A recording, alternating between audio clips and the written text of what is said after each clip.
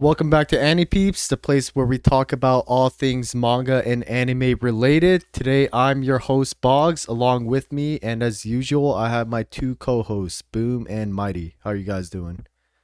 Feeling great, my man. Nice, Yes, nice. sir. Yeah, $1 million.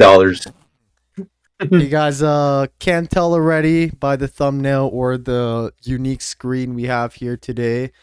We are going to be doing a 2024 anime awards. I guess this is a AniPeeps awards because I guess we kind of selected the categories. Um, Pretty much a setup. I think most of us just for most categories we just have three different nominations that each of us nominated based off different categories, which you can see here.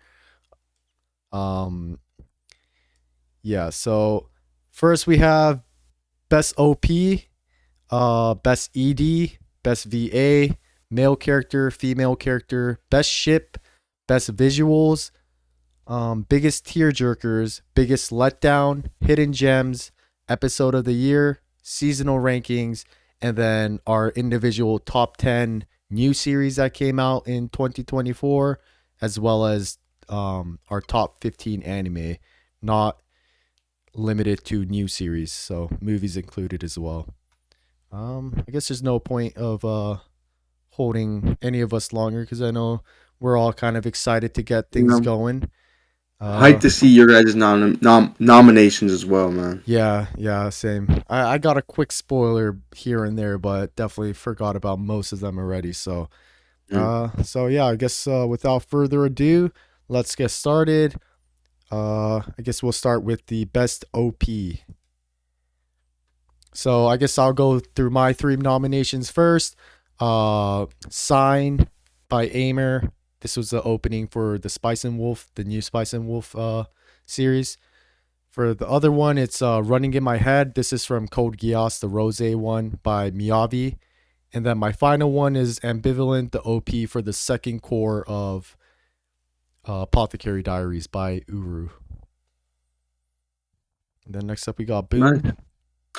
Yeah, I got my first one is from the legendary, or is it called Chi, Kaiju, Haru from Free Rent, and Oto. That's what it's called. I thought it was called the Don Don. Am I No, it's tripping? Otonoke, yeah. Alright. Bruh. Dude, I swear, is it? Was I tripping? You are indeed But yeah, tripping. You're tripping, um, man. the Don, yeah. All, all, and I had one more. I guess I'll talk about it in a bit. But all those openings are so fire, man. It's Yeah. hard to It was choose which OP one was for a hard sure. one for sure. Mm-hmm. And then we got Mo. um, for me, I've got Zatto Bokura no Machi or Wrong World by Togenashi Togeari from Girls Band Cry. Shin Sekai Yori by Ano and Lilias Ikuta from Dead Dead Destruction. And Jikai Yokoku by Tatsuya Kitani from Go Go Loser Ranger. Nice, nice. And I guess I didn't mention it, but the format will be that each of us have this little gold bar here and we'll just pick our favorite from, whichever we nominated. But yeah, I guess before we select ours, did you guys have like a couple that you felt like you wanted to put on but just had to snub it? For me, it was for sure Dangers in My Heart season 2, man. Mm-hmm. Song was fire, and the visuals in the opening, which Yeah, I I was. considered a lot, was quite good too. Yeah, Like for me, if we're talking about visuals, for the three ones I picked, Kaiju from Chi was probably the least one I liked. I know they changed it. I think we're talking about it too, Box. Like midway, season, not season, episode 3 or 4, they changed it, right? So it yeah, wasn't the main character walking anymore. But that song alone was too good, man. But "Dangers in My Heart" for sure was my fourth, and it was so hard to pick, man. yeah. Definitely one of the hardest award Nice. category. Yeah, I agree. This one was a tough one. Mo, did you have any that you felt like you had to just unfortunately leave out the list? Probably Otonoke Yeah. is the one. Was a really solid song. Other than that, it like um think we've talked about this on here before, but I am not an OP or ED guy. So like these are the ones that really stood out to me that I remembered. Yeah. So there wasn't too many others. I mean Hada is another really good one from Free Ren Hmm. that I slightly considered, but I actually thought Boggs might have had that one. So Yeah. I mean, pretty much most of what I planned to put in but didn't make it is on here already. So the free run one, Girls Band Cry, the one. Dang. Um, So you just looked at ours? no, Come on, no, man. we'll definitely have repeats, which I'll like. Most of mine was already set, so I didn't change mine based on anything I saw. And yeah, another big one that I wanted to put in is a caramel ribbon custard from Monogatari, but unfortunately couldn't put it in. But for me, it was a lot based off. Mine was just based purely off the song. Um, Maybe if I included like the sequence entirely, like visual included, then I think Yeah. ambivalent would have stayed. But yeah, Dangers in My Heart, Dawn to Dawn, I think those would have definitely earned a few points. I think even the I Girls thought Band Cry one. I thought you for sure would have put maybe Oshinoko because I don't remember the song per se. I know the ending, but like Hmm. that one, Yeah, I mean mm, the visuals were really really good. I do yeah, remember that. yeah. The song was good too, pretty lit. But I think maybe a close fourth for me was either Shinsekai Yori or Haru. So I mean, glad to see you guys put it up. And Um, I'm glad you put oh sorry, you go can no go. no go What do ahead you go mean? ahead. I was Oh, just gonna pick mine. I'm glad you put Apothecary Diaries. I couldn't just because how much I loved the first half of Yeah, Be a opening. Flower. Where's the That one's super yeah, good, but that I like was this too one just good for as me, much. dude. I think for me this one's good, but going from great to good was I was kind of disappointed, man. They could have just kept it. Oh no, not disappointed. This song's a banger, man. You better not pick that. I guess yeah, that'll segue me into my pick, which is honestly for me like the sign is a very close one, but I'm gonna have to give it to Apothecary Diaries, Ambivalent by Oh, Uru. nice. are you sure? I'm very sure. Dang. My turn, I'm guessing, or do you want to do Mo? Yeah, yeah, you could go. Oh, for me, I think it should be obvious, man. It's could be my boy Kaiju, man. Nice, nice. Dude, that was too no. Come on, man. Nando demo. That was too hard, man. Fair pick, fair Dadandadan's pick. definitely close too. Yeah, And creepy nuts don't miss lately, at least. And then, last but certainly not least, Mo. Which one you going with? um, man, it's so hard. I think I'm gonna have to go with Shinsekai Yori though. Yeah, dude, I that haven't one's even really good, finished the man. anime, but it finally showed up on Spotify and just been jamming it, man. Yeah, dude. Um, do love the Girls Band Cry song, but there are other songs in the album that I love more than the opening, so Hmm. I'll have to give it to Shinsekai Yori. Fair enough, fair enough. All right, so I guess there's our pick for the first category, which is best opening. Um, yeah, I mean, I recognize a lot of the nominees on the list, so very good pick from you guys. this was legit one of the hardest ones, man. I can't stress that enough, man. Yeah, that one was tough. I was dang, for Mo it was easy, wasn't it, huh? It was. It It's was, limited to man. three selections. There was five in my brain. Just had to cut off two of them. All right, so that was the best OP, and of course, with OPs come EDs.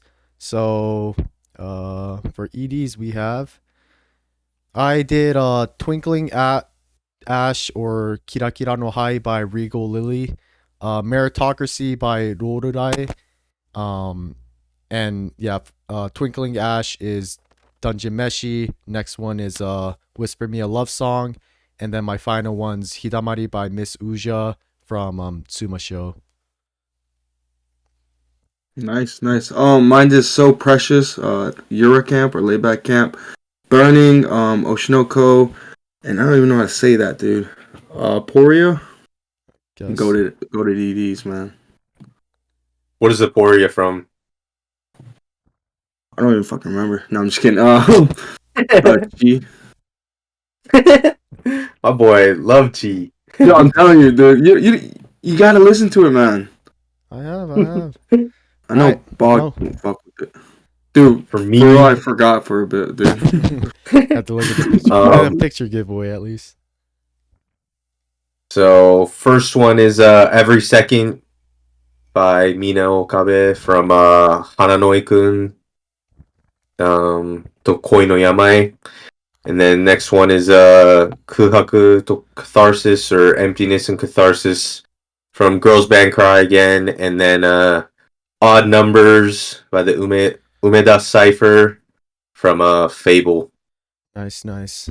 Burning's one I really wanted to put in, but ED was harder for me compared to OP's. The I would say ED for me is a little bit easier, but Burning, like It's so every good. episode always ends off at like an OP moment, and it's like kind of like hard school rock. It's just, like Yeah, drums start beating. That was good, man, and the visuals too. yeah. It The goes visual hard. was nice. And Hitsuji Bungaku don't miss. Uh, yeah, I think ED I had a little bit of a harder time to pick. I think the Dede one, Zitai Mm. Seiki, that one, wanted to put in. I think, uh, yeah, I Oh, think the Mo, is Dangers in that My from? Heart ED I wanted to put in as well, but Mm-hmm. That's from Condition Called Love, right? Every second. Yeah. Oh, okay. Dang. Yeah, I couldn't remember the English name of the song. I mean, cultured man, right there. I see. yeah. Or English name of the show, but boom, I'm surprised Oh, you didn't have Nobody on here. The oh, Kaiju dude, if you look at my, CD. because I wrote down all my nominations. That was Yeah. literally the one I scratched off. I was like, because I really do mess with it, but I like the opening more than the ED, so I just. But Mm, it was definitely fourth or fifth in my list. I do have ZZZ on here too, Boggs, like you mentioned Yeah, too. banger, man. I think yeah, Burning and the Honor one was close I fourths. thought, yeah, I thought you liked the free run ending too. No. I mean, Or, I like it, but not like I mm, definitely at least Twinkling Ash and Hidamari was pretty solid for me. Which I mean, which I'll just drag mine up to the Dungeon Meshi Twinkling Ash by Regal Lily. Absolute banger, man. Beautiful song. nice. for me, much like the OP, no surprises. That's the ED for Chi. Yeah, I'm not joking, dude. Like, if we're just talking about openings ED, they might just they're the goats, man. Both catchy as hell too. Fair enough. I Nice. Mark like the seen it? visuals. I like the Hour on visuals loop. for the Eurocamp visuals. Nice and cute. Yeah, it's clean too. And then Mo. For me, this list honestly could have all three been ED songs from Girls Band Cry, Yeah. but I picked my favorite song, so yeah, Emptiness and Catharsis is gonna have to be my favorite pick. Although Odd Numbers is a close second. That's a absolute banger rap song, which you don't get much in EDs, you know. Yeah. So Yeah. It's nice when you get like a change of pace, like for OP, running in my head for the from the Code Geass one. It's like English, like kind of rock type song, which is nice to hear in anime. And then yeah, Meritocracy from Whisper Me a Love Song came out of nowhere in an absolute banger. I remember I kept playing it. Mo, you'll probably know it if you hear it, but I was playing it all the time. Um, but yeah, I think it came out once Shiho got introduced as a character, and I think after maybe her backstory, and then the ED just changed to this, and it was just like, whoa, where did that come from? Absolute banger. But yeah, ED. Uh, just as hard, at least for me, a little bit more harder than the OP, but solid list from you two fellas. Good picks, good picks.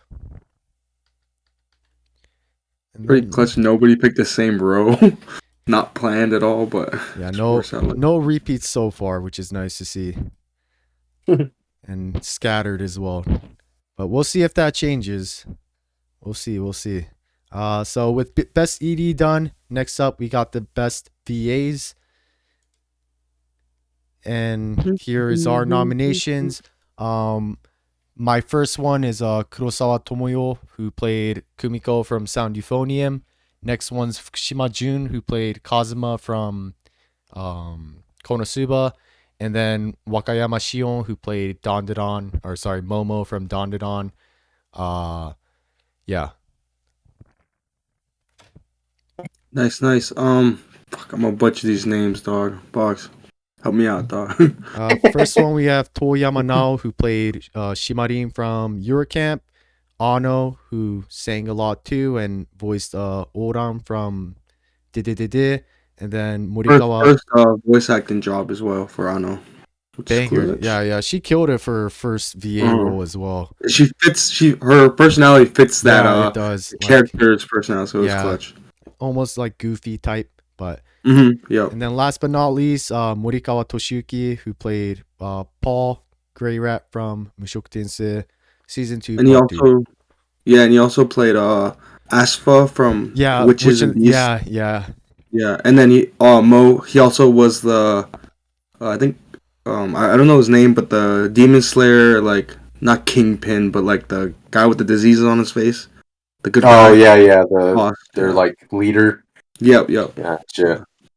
All right.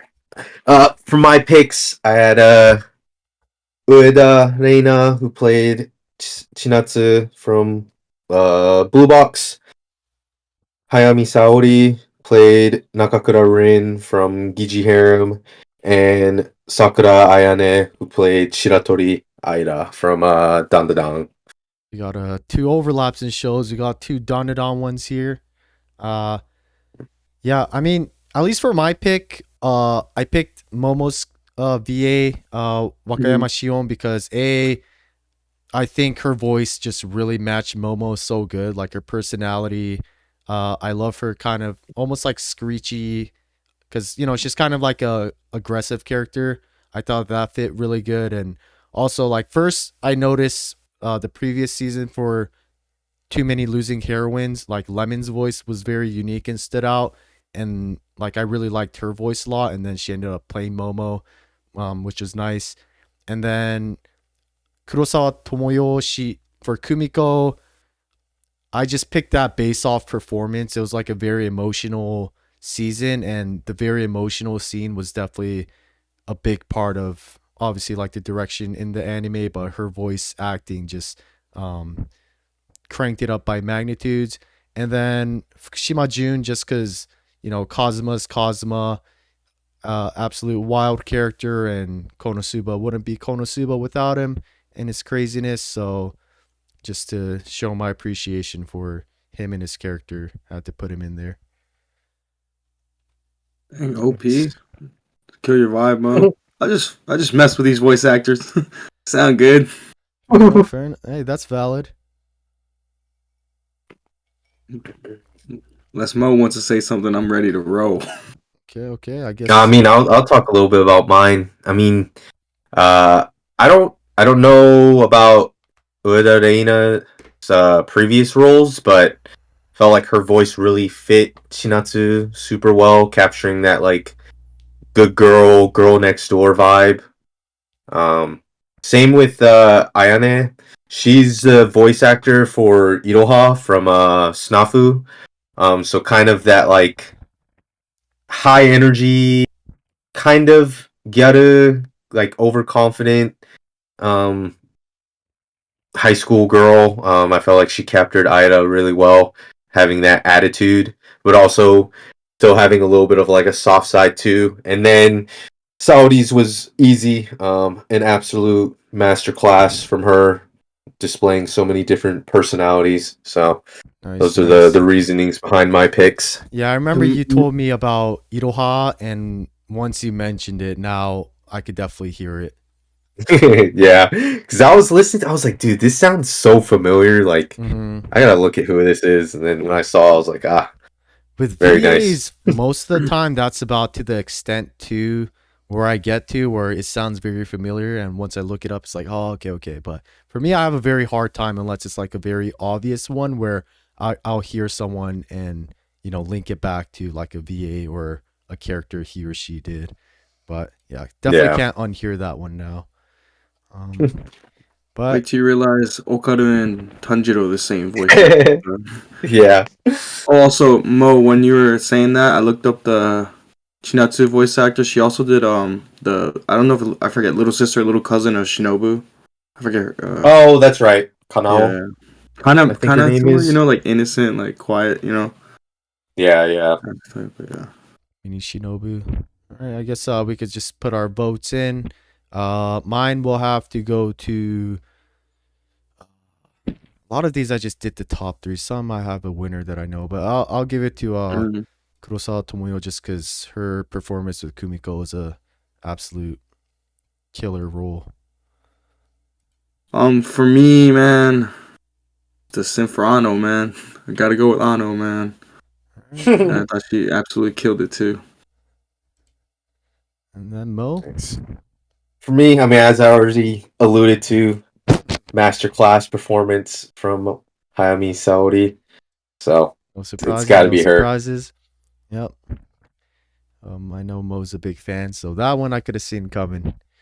But uh, this is our nominations as well as our votes for best VA performance. Yep. And shout out Morikawa's haircut, man. Too OP. That is pretty clean. Too fresh. Dude looks like a rock star. I For real. know.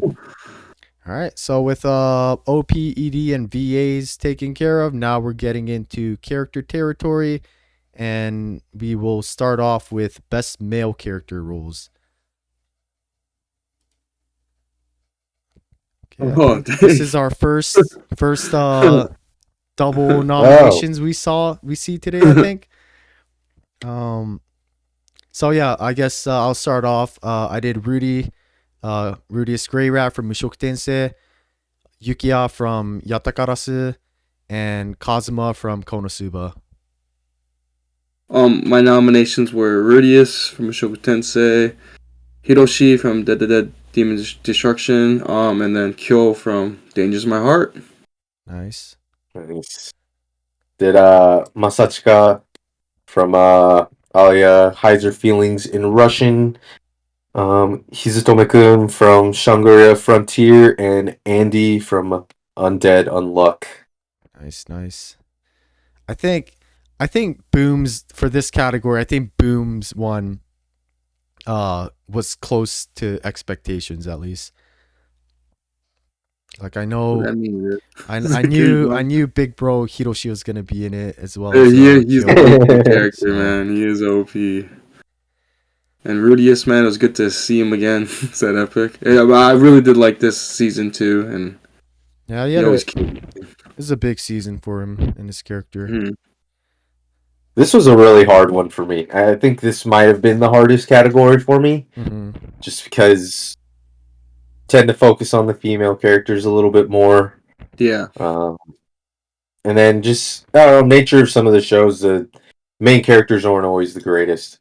So Yeah, Mhm. it was tough, but I mean, two like shonens made it.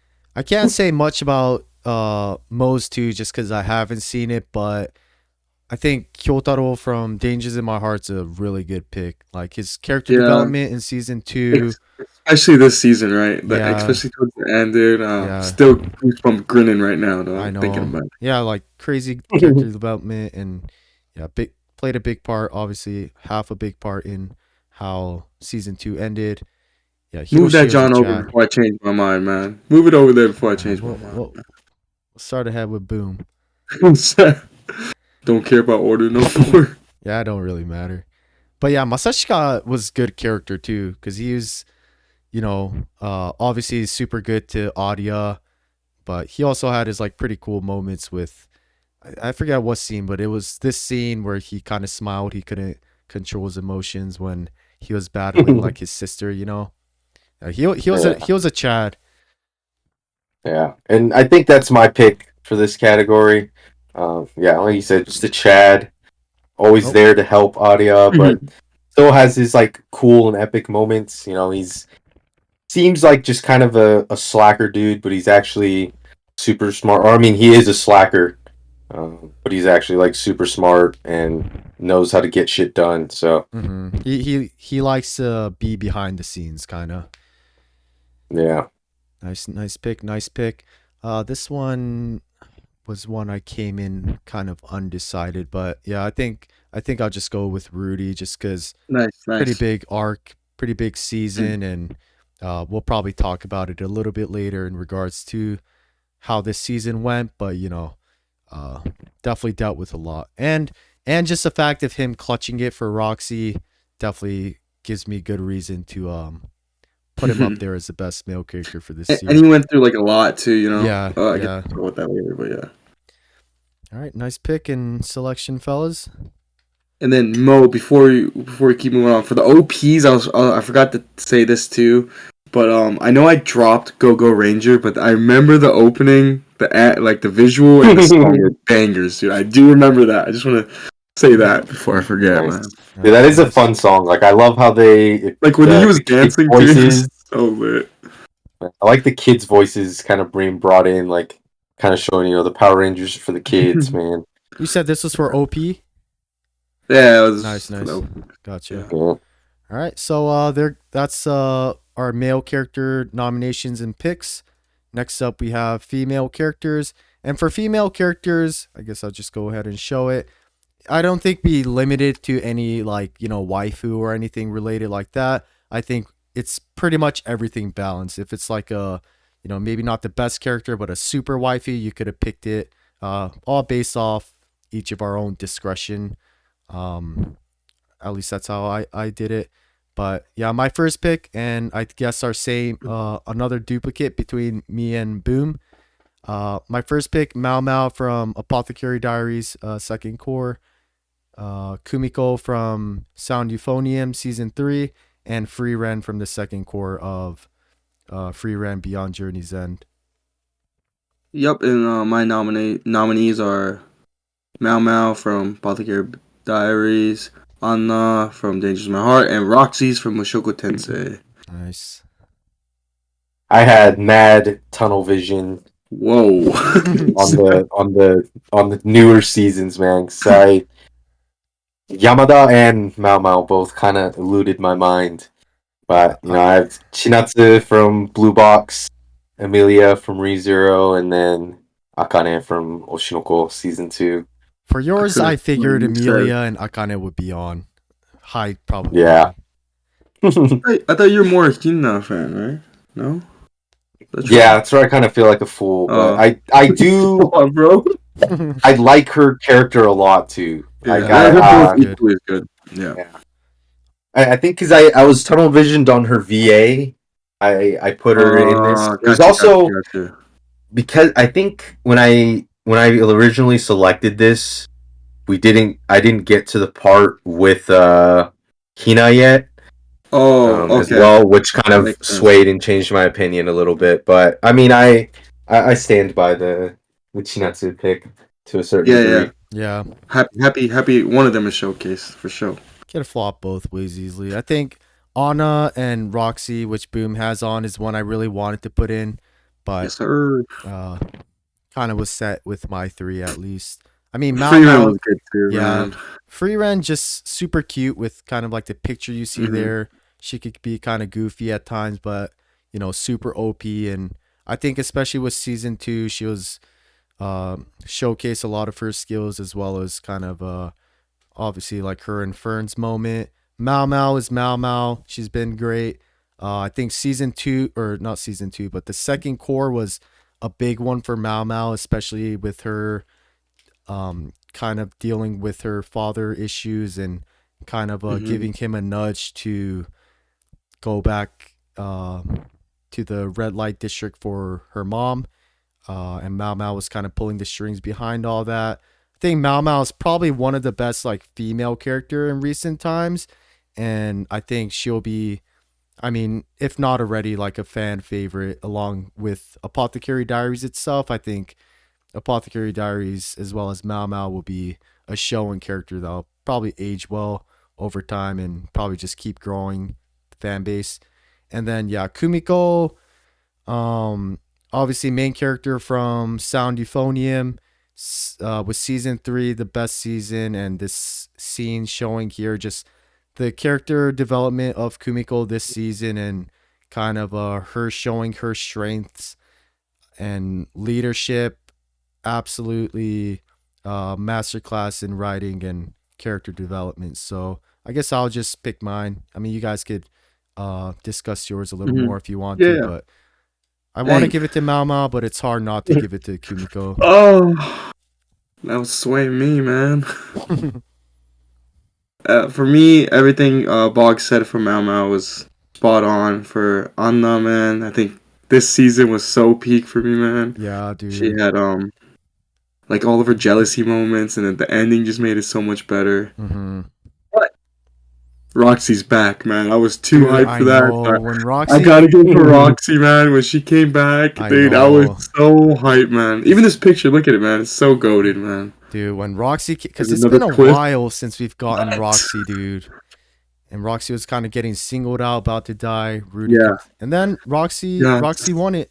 She is part of the I harem don't know now. what's going He's a on. white. Yep. She, No, I she love made it. Roxy. For sure, Team Roxy over the Elf Shoddy. Do I not care about Yeah. that? It's messed up, but I do agree. Yeah. It's- Super hard to pick though, dude. Yeah, Even just picking three was hard. this was It was, hard it was between. yeah. Yeah, Mo. Thanks. Chinatsu, best girl this season, I think. One of the best. Actually, I didn't. His Amelia Mo was best jumping girl. around. but Yeah, Amelia's right next to her. like this aquarium date was super cute. Love her character design, her VA. Um, Same with Amelia. Awesome character design. Great VA. So much growth from her last season and even this season, being as strong as she is and doing her best to not be a dead weight to Subaru and do what she can to carry her own. But my pick's got to be Akane. The glow up with the long hair absolutely sent me.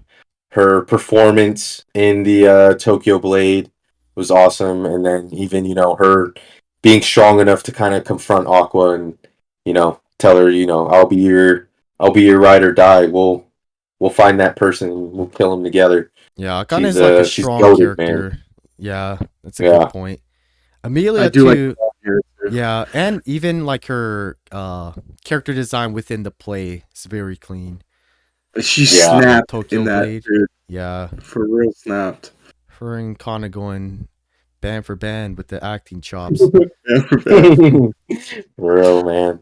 You, Even I mean, she was even able to bring out the best in Kana. I like their So relationship a lot. their rivalry is so cute, man. Mhm. Especially how she used to the little Kana and little Kana. Yeah. So cute. Little Kana was kind of mean. Copying the hat, right? Yeah. So Copy the evil, hat, man. copy the drip. Amelia, though, Amelia's gonna cook second half of season 3. Yes, sir. Maybe Yes, if sir. season 3 entirely released, then maybe it could have swayed Mo's vote. But I guess we'll lock it in with Kumiko, Roxy, and Akane. Another great Fire pick, gentlemen. nominees and Fire pick from pick. you guys. Mau Mau was pretty good too, though, man. Yeah, Well, I'm not mad. It's yeah, good it's picks, hard to pick. All right, so we got the characters, but with male and female characters. Obviously, discussions of ships happen. So yeah, I guess we'll go into our best ships, and on Oh. one we have all three overlapping. We got Free Ren and the Mimic. So I think we could just give it the dub. All right. But yeah, mine starting off with me, Jinshi and Mao Mao. I think the second core of season 1 really kind of at least started the ship running, especially with this scene. Pretty much, I think the final scene of the season where Mao Mao's kind of dancing on the wall thing, and then Jinshi kind of carries her and jumps off the thing, kind of carrying her like a princess. But even before then, where Mao Mao kind of saves Jinshi from the kind of the conspiracy type trap set for him to get smashed, Mao Mao kind of saves him after getting like punched in the face bruised up. Mao Mao kind of cuts her leg and Jinshi carries her all the way back. I thought that was super cute. My other ones, Lawrence and Hollow. I mean, it's hard not to ship them. They're absolutely incredible together. Great dynamic, great conversation, and writing in the dialogue. I like that a lot. And my final one, I I went with Aqua and Kana, but I kind of really wanted to put Rudy and Roxy as Boom did as well. I did this because I like Kana a lot, but I kind of had a hard time shipping it because I'm not that big of an Aqua fan. So like, you know, it was kind of hard. I mean, I ended up doing Aqua and Kana just because, I love Kana and They did have some the date yeah, scene. yeah. Like this That part of was the cute. date, Dog. Yeah, yeah, Kana's super happy. It was yeah. a Yeah, it was a pro date. yeah, For professional. real, It's man. like, should we go home? She's Why like, did I'm hungry. It's like, okay, I have a why place did you have a reserved. reservation Yeah, already? Man? So OP. for real. Super hard to get to, right? Yeah, but yeah, that's my three picks or nominations. Yeah, that was a good one, man. I had the first one from Too Many Losing Heroines. Kazuhiko and Anna, and then Rudy and Roxy from Mushoku Tensei. And I don't know who Ken is, but Momo and Okarun. Yeah, Why'd you put yeah. Ken, I bro? mean, yeah, I should have put Name's his real Okarun. name's His Ken, name's man. Ken. Yeah, Oh, Takakura is it the Ken. real name? Yeah, Ken? Is it? yeah. It's Oh, like I'm Yeah, Takakura tripping. Ken or something. Yeah, I should have put Apologies. Okarun, yeah. but It's, the Oh, idol that she likes has the same name. yeah. That's why she calls him Okarun. I will say big dub for Boom for choosing Anna for Too Many Losing Heroines. And yeah, another Boom dub for the yeah, Rudy and Roxy ship as well. getting dubs. Big dubs. And then yeah, Okaru and Momo, really good. Mm-hmm. Nice. And then I picked Jun and Naori from I believe it's called Indivisible Twins. Which sister is that? The one that dated him first or second? She's the one that dated him second. Ooh. So, but I liked their relationship. I think is much better. Yeah, They're because they're like more so much more similar. like, yeah. And I liked Naori a lot as a character itself, so I thought she deserved to win. Next, we had Andy and Fuko from Undead Unluck.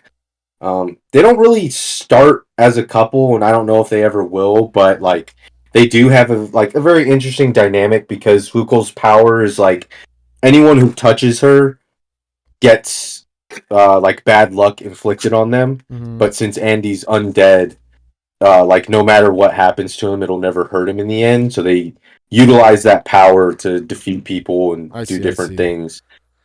Like But like you Deadpool. can slowly see Andy swooning Fuko over time, and so I'm rooting for their relationship.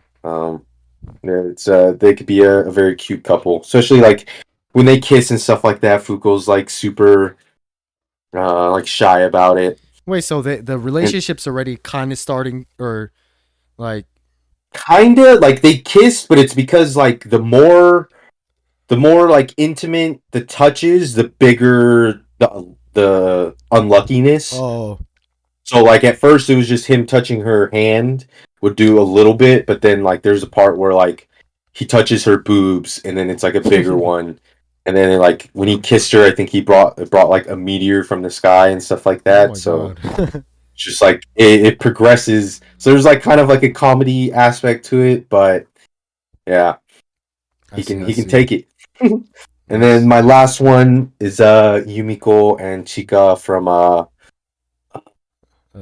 the Many Sides of oops, yeah, sorry. It says Seiyu Radio. Oshogo. No, yeah, Yeah, my you're bad, good. my That's bad. my bad. I should have noticed that too. But we got a But Yuri ship in here. yeah, I mean the two.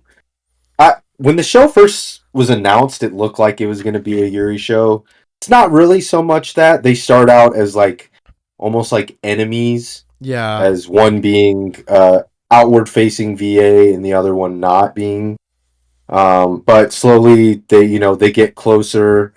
and kind of motivate each other to be better voice actresses. And like the bath scene is like super cute between the Yeah. two of them. And like the So rivalry between them trying to like be cuz they both respect each other and their talents, you yeah, know. So, yeah. I thought their relationship was cute as well. yeah, really cute ship. I Mhm. did have Aqua and Akane on there originally, but Yeah, that's probably why it's there. I yeah, I'd rather see my girl lose stay for me than go for Aqua. Dang. All right, fair enough, fair enough. So I pulled her off of there. Not fair enough.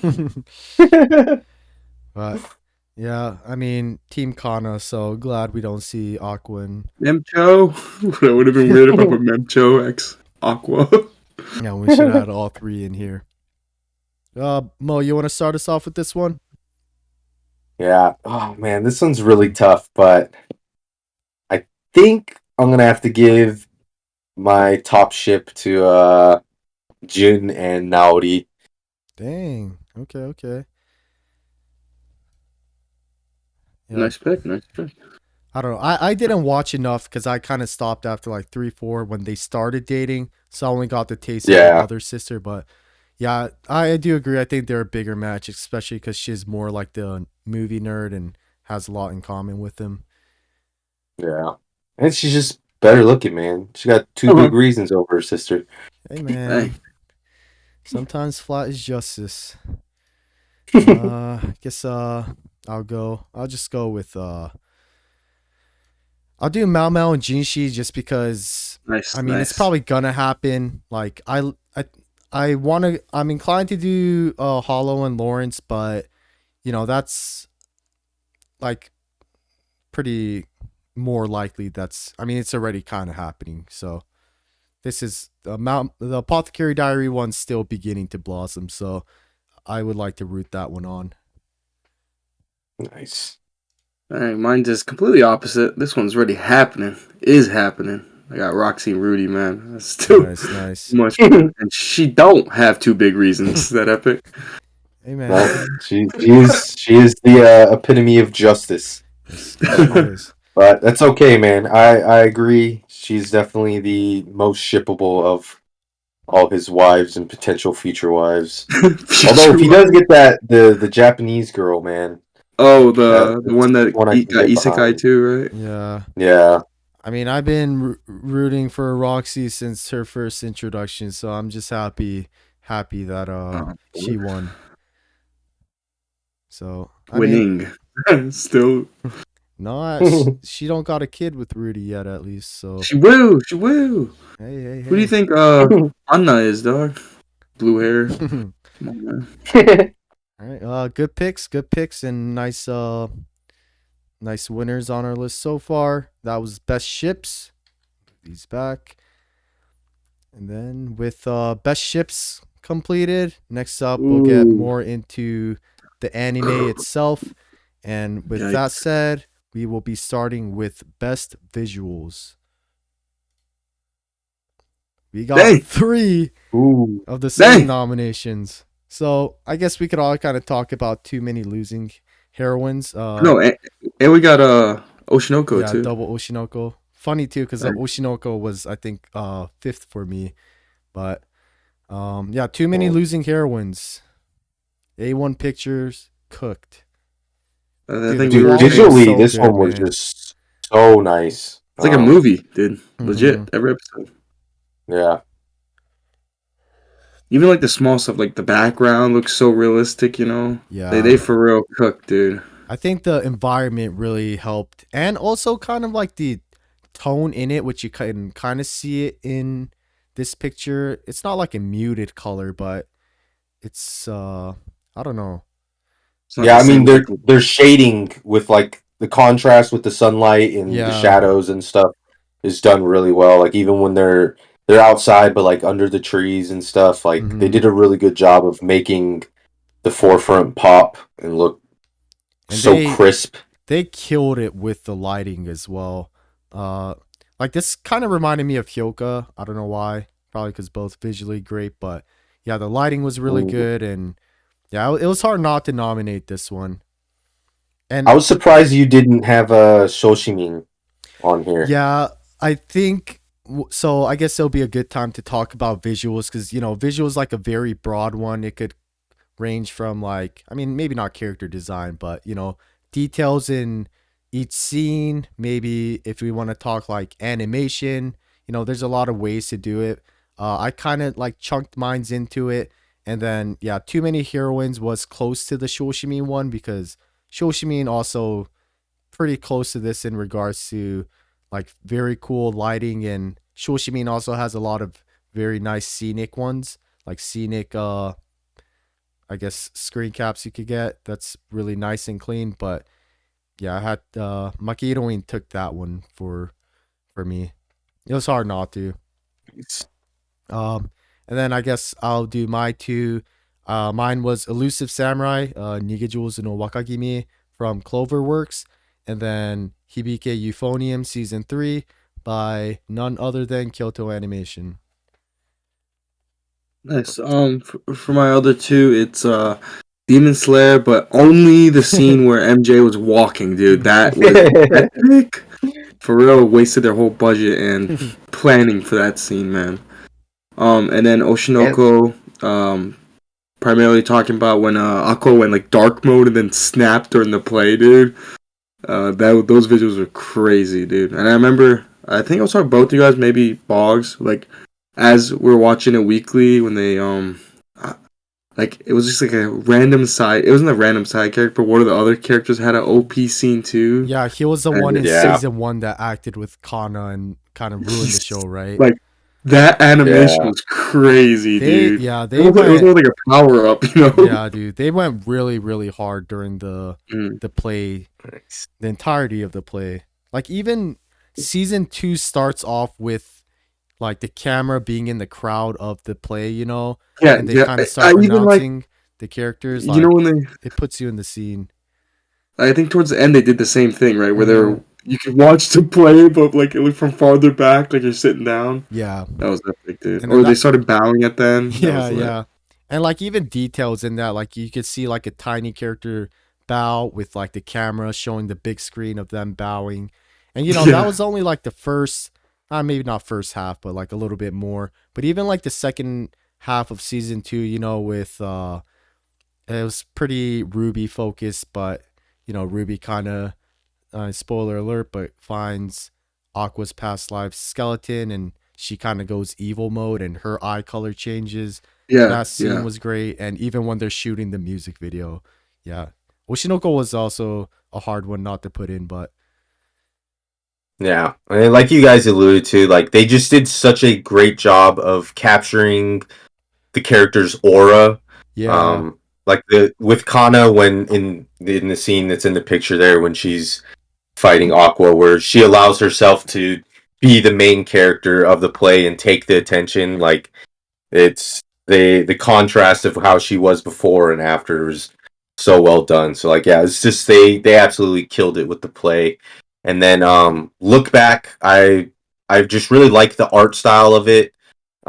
Especially like how the play or not the play, but the mangas that Fujino wrote were brought to life. Like Yeah, like a kids low budget kids yeah, yeah. yeah. Like it caught me off guard so much when I first saw it, but I thought that was so good, and just the whole thing, like when she's running through the fields, when they're running through the city, and stuff like that. The little montages of them working on the manga and stuff, like it was Mhm. all just very nice, very And aesthetically pleasing. And even like the camera movements of when the manga strip falls slips through the Mm, Oh crack of the yes, yes, door, yes. like the camera movement was like very, very good. And even right before that, where, I think Fujino, or maybe it's the other one, she's like, adult, she's like sitting outside of the door and the lighting just like very muted and dark. And,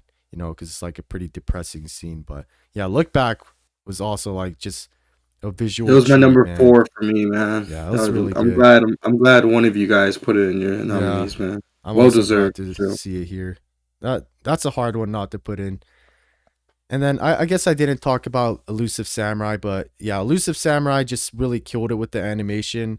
Um, Like the action sequences were really cool, especially with the elusive samurai. Obviously, he's very elusive, so we get to see a lot of him kind of running around and dodging, and just like seeing the camera kind of chase him is really good to watch. And there's some weird parts with like CG, but it kind of was a unsettling feeling, which kind of worked because some of these villains were like very creepy and uh it kind of added to the uneasiness when you're watching. Like one guy with a bunch of ants on him, the main villain, which we don't know too much about, he had some freaky thing going on with his eye, which kind of gave me goosebumps with how kind of gross looking it was. But yeah, elusive samurai was one uh that was also like visually really really nice one to watch.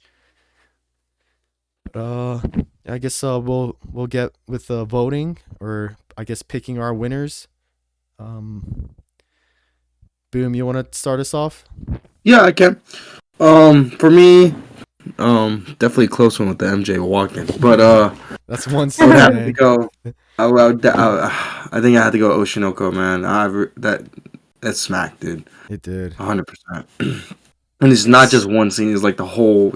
Every episode was, and the opening visuals too. I count that too. That stuff was a smack too. Yes sir, yes sir. Yeah.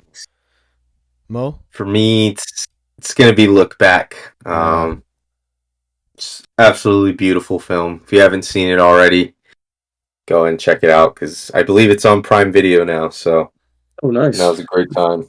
and just how similar it is to like the manga with like the characters, like how it's drawn is really nice. And I guess my winners one I actually didn't really talk about too much, but I guess Mhm. just knowing that it's from KyoAni says a lot.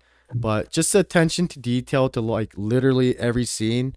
And I also kind of put this in over some others where maybe they were leading a bit on the visual aspect, but there was a lot of like visual motifs in kind of season three, even something as simple as like seeing the divide between two characters, which kind of goes more towards the direction side, but just those like little visual cues with looking in the sky and there's like the airplane trail showing like a vertical line. Um, but yeah, mostly it's just like the visuals.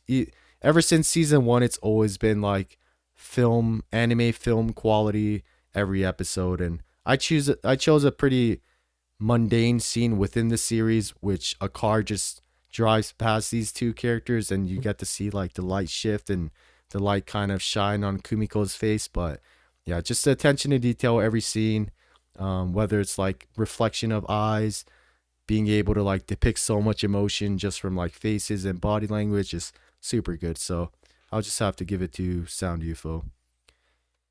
Nice. And then I don't think we have two of the same. I mean, we've had a few overlaps, but no double winners. It would have been funny if all of us gave it to too many losing heroines, but Mhm. not quite yet. But I think 3 nominations is already, speaking enough. So that is was it best visuals? So we're almost halfway, and with visuals we have tearjerkers next. Ooh, this one's hard, huh? Yeah, tearjerkers. I'm guessing. Oh, go ahead, go ahead. I'm thinking of one that we might all have again, but I'm not sure how you guys went. We'll see, we'll see. And I think tearjerkers initially, before when we were setting it up, it was initially biggest feels. We just changed it, but I think most of it is including sad, but it could be just anything that brought up a lot of emotion that maybe might have made you tear up. So without Hmm. further ado, for best visuals, or sorry, best biggest tearjerkers, uh Boom, is that the one you're alluding to? I wasn't. Oh, I okay. was. Oh man, I'm kind of shocked about that. But All I right. was. I was doing the don Oh, Don don to to Don. don. Yeah, that one's really. I Yeah. mean, you could start off with your 3 nominees. Oh me. I went with the sad backstory from the Don to Don, man. Came I out of for nowhere. real. For and it was the visually pleasing as well. It legit. I Mm-hmm. was like, oh my god, like so sad. Getting her backstory and everything, dude. I was Because the episode literally started tear off with jerking. like a POV running in the streets Uh kind of huh. thing and kind of goes back. But yeah, it was so out of nowhere, but it for real was so sad, man.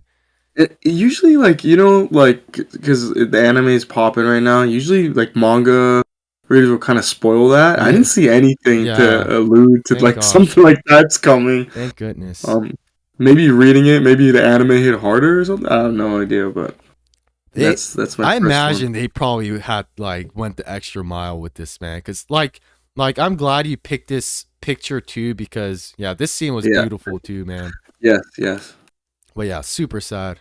Acrobatic Yep. Silky's backstory, the Mhm. the mother one. Yep. And then the number two, I got Paulo and Zenith, the mom, right? Hmm.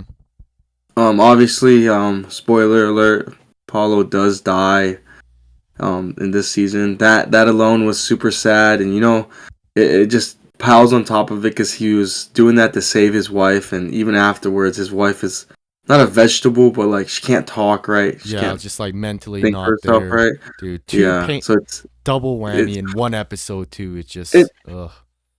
and it sucks because like 2 episodes before that, or maybe one, we got Roxy back, so we think Yeah, you yeah. know everything's going up and up. Rudius is getting a kid soon, right? So you think you're Hmm. going up and up, and then Yeah, they just hit of us course, with like this, man. his Yeah, moment on with top his of that dad too, beforehand was sad too. Like they Hmm. made it realer. I mean, you think too, like he lost his arm, so you're like, oh, maybe like Yeah. that's the worst of it. Like that's what we're Oh getting out no. of this, and then he turns around and just his dad's absolutely decimated in half, laying on a Yeah. Yeah, rock, and then he has that like one final smile as he looks at him, and yeah, Yeah, or I dude. guess Rudy doesn't smile, Paul smiles, Yeah. yeah, but just to make that clear. yeah. But so And sad, man. and just like, I think the episode before that, uh I think he was giving like death flags, and it's kind of like, I think either Rudy or Paulo was like, don't do that, like you could wait till after, like don't do it before we do Yeah. it. And like I was like, okay, maybe, but yeah, it happens. And like For me, Boone I was mentioned, blindsided, dude. For dude. real. And then the double whammy, it's just like, okay, not Yeah. only Paulo's dead, but Zenith is like done. And just the emotions you see from Rudius when he finds that out. And I think what did it for me with this episode is when the clan comes back without Paulo, and there's no dialogue at first. We just see them kind of go back into the place, and Lilia, the The redhead mom. maid, yeah, Yeah. she kind of like, like the thing in anime where it's either you can't see their eyes because of the shadow, or the glasses reflection, you can't see their eyes, and Mhm. that's like the emotional part. Like she has that with her glasses, and the first thing she does is like hugs Rudy and tells him like "Otsukare-sama," kind of like "good job well Dude, done," kind of yeah. thing. Like That makes that's it an it. sadder, Yeah, dude, you dude, that know? that's what nail in the coffin for me with that one. But yeah, I'm glad we all put it in, because definitely a tearjerker. And my last one, again another sad one. I guess I went with the super sad one. I see your guys's. You got one like happy Yeah, tears one happy moment. tears. Yeah. For me it was the look back just when I'm blanking on the names, but one of the main characters died, dude, and she got that. I think it was the first text right or something. Hmm. That was, dude, I was so sad. And then you see the you're talking about earlier, Boggs, when that manga she goes back to the room and the Mongol planet goes back into that room, Yeah, man. dude, Oh my gosh, it was, dude. Everything was so sad, man. it was, But man. it for sure made the story like better, right? But it's still Hmm. sad, dude. Ah, man. Just kind of blaming For real, herself too, I like just why. Yeah, yeah, because like yeah, I it's mean, tough, man. yeah, look back was so good, dude. Hmm. Oh, great picks, great picks. Mo, you want to talk about your other two? Should have went with the Yeah. happy one for me, man. Um. So my other sad one is Himiko's backstory. Boom, you won't know this since you didn't finish the season. Come on, But man. I mean, basically, her quirk involves her like taking blood from people, and I she's did able see to this. I did see transform this. into them. I did see this one. Sorry to No, you interrupt. didn't. It was the last episode, man. Oh, You'll, really? you'll hear the spoiler part. It's fine. I'm not watching it. So like she was always ostracized as a kid. Like she found a bird in the backyard and like tasted its blood, but asked her parents like, "Isn't it so pretty?" And she was always so like her parents were like, "What is wrong with you?" and sent her into counseling and stuff and told her like, "You need to act like a normal girl." So she carried just kind of all this like pent up, like she's always admired blood, but not in a weird way. It's just because of her quirk, it made her that way, and so it turned into like pent up anger in her. And then she got accused for murder, and so she got disowned by her parents because of that. And then that's kind of how she turned into a villain. Um, but her and Ochako are like they were kind of slowly like Ochako's been trying to make friends with Himiko the whole time, kind of throughout the series. And in their final moments together, this here's her telling her like, "You have you have the prettiest smile in the world, and you're such a nice girl," like kind of telling her everything that no one's ever told her. So just a super heart touching moment and another potential Yuri ship that could have been on there. I know Mo was balling, man. Had a little bit of tears, man, but then the happy tears with the double confession in the final episode. Just so much feels, man, with Kotaro confessing to Yamada and then directly after telling her like, follow your dreams, go to your like you can still make it to your audition, go. And then later on in their usual spot, the library, Yamada also confessing to him, and then them being awkward little teenagers kind of trying to kiss, Yeah, that scene is failing, and super then cute. it ending with her just kissing him on the cheek. But I think too, like he gives her a bracelet and she asks him to put it on her, and like, yeah, Yeah. very wholesome, very cute moment. Mhm. And yeah, it's kind of started from, especially, this scene in the Kyoto area with all the, I forgot what this place is called, but 'cause Kyotaro kind of has a mask on, he takes it off, and because the whole season kind of Kyotaro was kind of struggling with his quote unquote, I guess, immaturity compared to Yamada. Um, kind of like Yamada doing a modeling career, very much like an adult, but yeah, that confession, and then like you said, the double confession after, especially with the attempted kiss to the cheek kiss. Super cute, man. Yeah, this one had Yeah. had me with happy tears. I ain't gonna lie. Yeah, good picks from Mo's end as well. And yeah, I had two overlaps with Mo. And yeah, my other one is Daikichiyama from Sound UFO. It's a hill that kind of Kumiko and Reina's place that they go to. This happens in episode 12.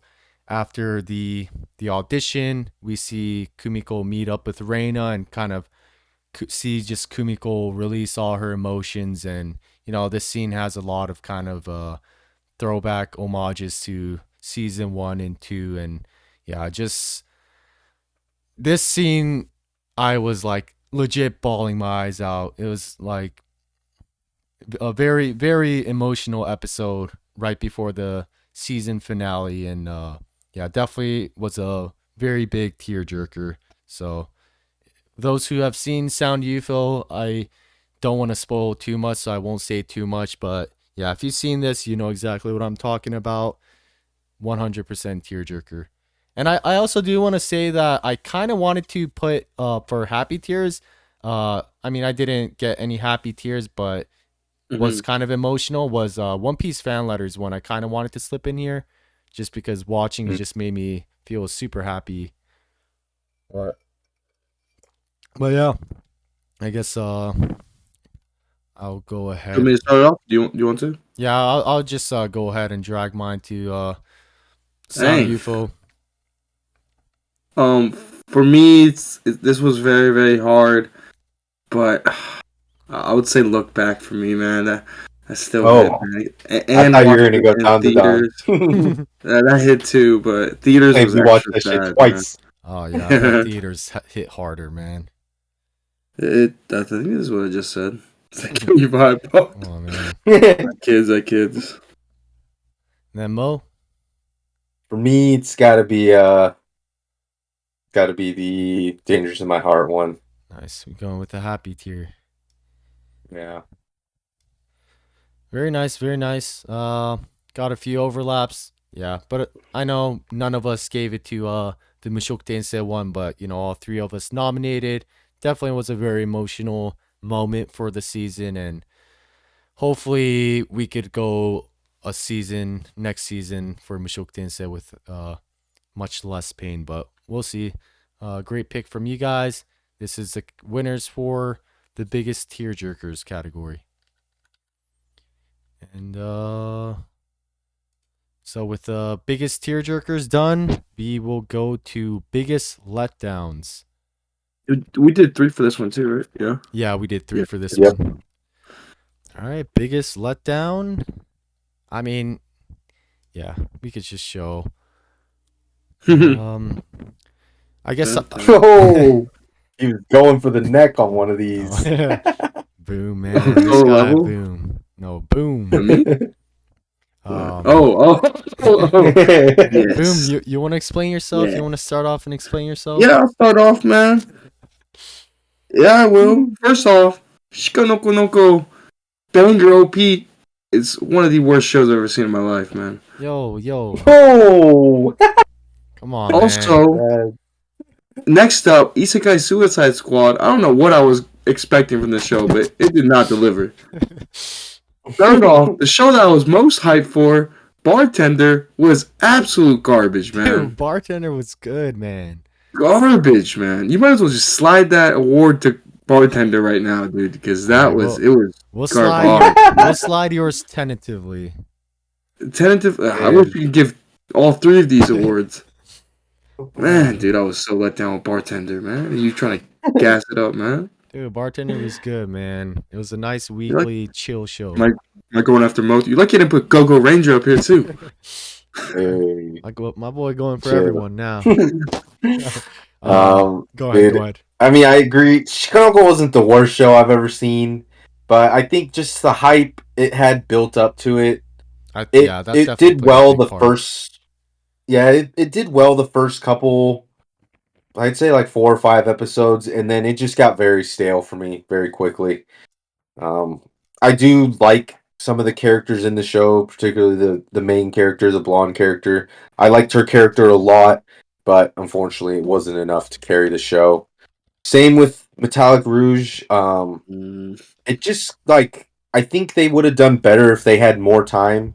The show just felt kind of rushed. It gave like kind of Ergo Proxy and Cowboy Bebop vibes, where it's kind of like trying to be avant-garde, but they didn't flesh it out well enough. Gotcha. So it started well, and then it just didn't do it for me. And then Ninja Kamui, man, that shit fell off a cliff as soon as it turned into a mecha anime. So It turned it into a started mecha so anime? strong too. Yeah, dude, like it was all about ninjas, and then all of a sudden, everybody had these super ninja suits where they were mechas. Oof. So like it took a really cool concept with ninjas, tried to be unique, absolutely fell on its face. You hate to see it. That's gonna be my selection. Okay.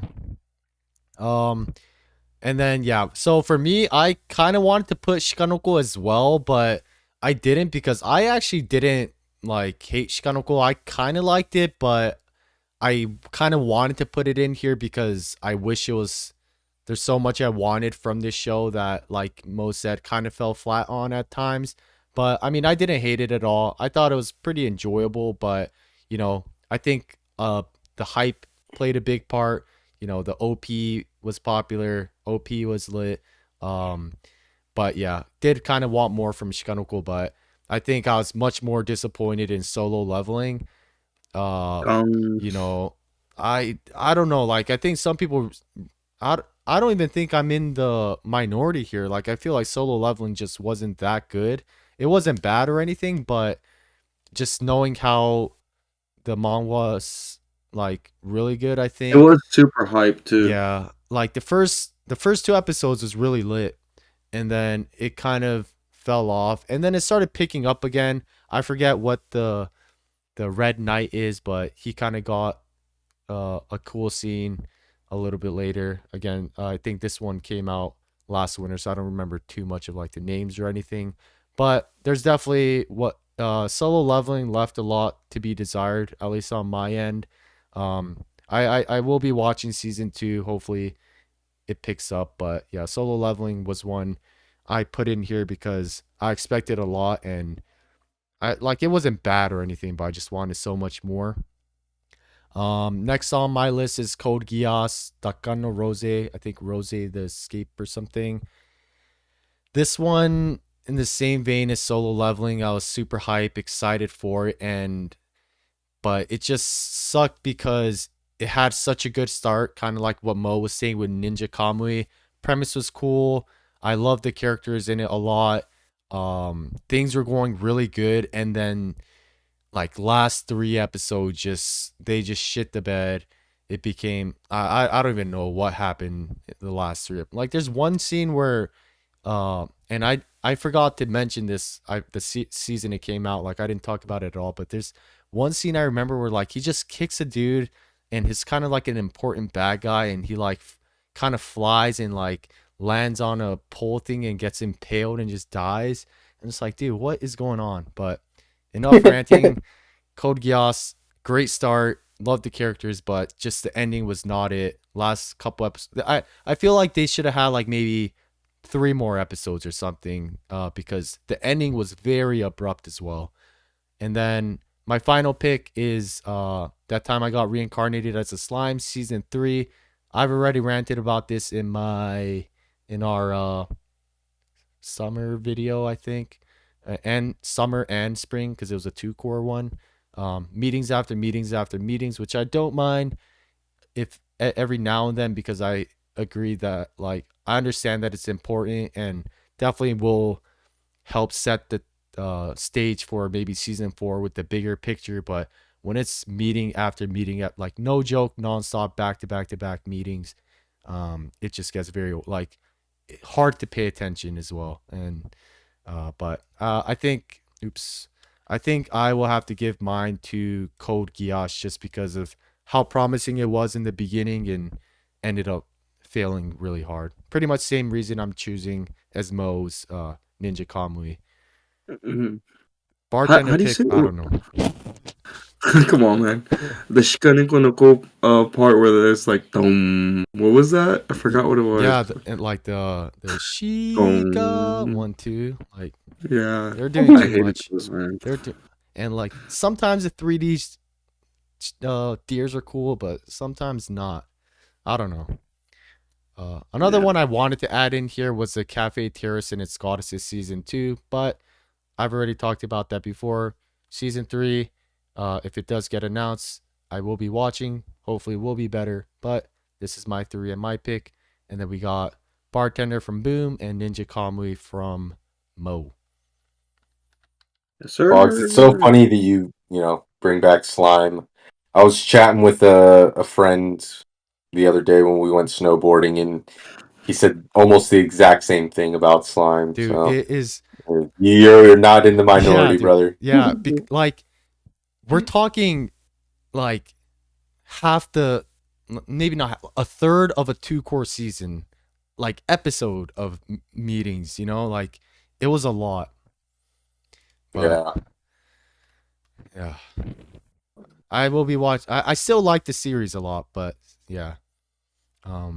So biggest letdowns, something we weren't too happy about, but Mm-hmm. now we have hidden gems, something we hope to get more popularity as things go on, things we want people to see.